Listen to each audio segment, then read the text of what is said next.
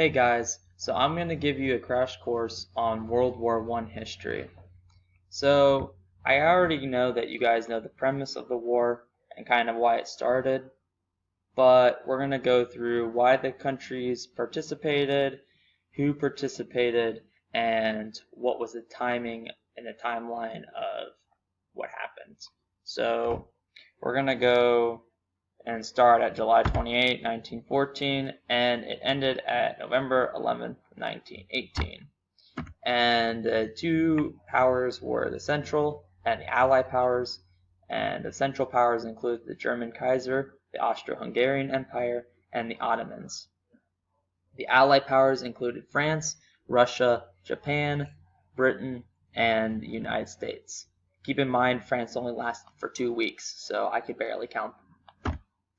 But since we all kind of know what started it, and for those who don't, I'll go on with that. But it's a hugely debated topic, and the most accurate acronym that we can think of, and the most agreed upon reason is MAIN, or if you count the extra A, it's AMAIN, or AMAIN, or MAINA. It's really weird because there's 3 different ways that you can put it down. But this guy, this guy, they both look the same. I can't tell them apart. Archduke Francis Ferdinand got assassinated and he is the rightful heir to the Austro-Hungarian Empire. And this kind of boiled down to military alliances, imperialism, and nationalism. And we'll go down and kind of run through Archduke Francis Ferdinand and how he goes through this. And since he started the war, we'll kind of just go through that. But these are the 4 big reasons why the countries that were not involved in the assassination kind of got into it and why they could not get out of it. And it's very important to know that. So, military. Everyone in Europe partook in an arms race, and it was for Europe countries to show who was the best. And a lot of the countries made huge militaries, huge expansions, huge industrial changes just to show that they are better than other countries. And it kind of boiled down to all of these countries' relationships at some point before were in the toilet.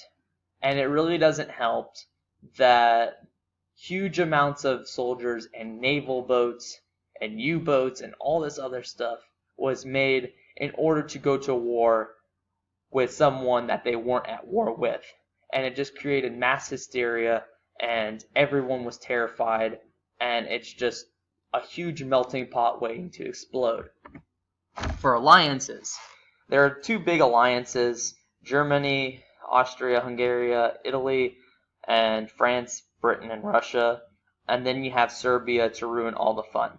Now, in my opinion, this is the biggest reason why this war started. So Serbia comes in and says, oh hey, we're going to send 4 Serbian nationalists and kill your heir to the throne, Archduke Francis Ferdinand. And if you need a reference, he looks like this. And he basically gets shot in his car, and Austria-Hungary the next day goes to war with Serbia. And it doesn't take long for Serbia to realize, oh crap, I need help. So they go to their best friend Russia, and then Russia's like, I have to go to war. Oh hey, you have to sign a written agreement to go to war with us. And then Russia's like, alright, we'll end this quick. And then Austria-Hungary is like, oh crap, I need help. So they went to their best friend Germany, and they're like, yo Germany, what's up? You signed a written agreement. Let's go to war. And Germany's like, but I don't want to. And they just went to war with those 2 countries. And then Russia was like, oh crap, I need help. So they went to France, and Britain was like, hey, what's up? You signed a written agreement that you want to go to war with us. And then France and Britain's like, ugh, sure, let's end this quick. And then Germany's like, oh hey Ottomans, I heard you guys like lots of resources. Let's go to war with France, Britain, Russia, and Serbia. And they're like, yay! And then it's just this huge circle thing that just never ended. So, imperialism. Imperialism is one of the terms that we use for France today. It's a country that will never let go. However, in short, a country who is having growing pains and wants to expand its borders, whether by colonizing or invading. So that's the definition of imperialism. Today in modern France, France still has like 13 colonies, and they just won't let them go. And that's why we use that example. But back then, like in places like Africa, where the Ivory Coast and the Gold Coast, there's huge amounts of gold and huge amounts of ivory and tradable goods that Britain and Germany and all of Europe wanted. So they divvied up that place and they just kind of took control of that. And imperialism is basically they want more land. They want to flex their muscles. They want to be bigger. And it really got out of control. And this is one of the minor reasons in my opinion, but it's a big factor to why militarism existed in that era. So they say Napoleon lost the war because of his pride, but this time it only took 37 million people to figure that out. Between civilians and military, over 37 million people died. And nationalism is one nation's pride.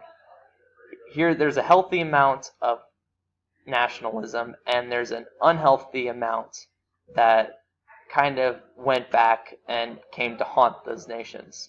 Nobody wanted to concede anything and it just really just backfired. Everything just went to crap. And it went to the point where people would rather go to war and duke it out rather than kind of just trying to figure it out. So, the biggest reasons this guy gets killed, then 4 things contributed to World War I. Military, alliances, imperialism, and nationalism. If you can remember that, then you're set to learn about World War I. I will go further in depth some of the battles and maybe what happened after, because the Treaty of Versailles is a huge thing. So, peace out.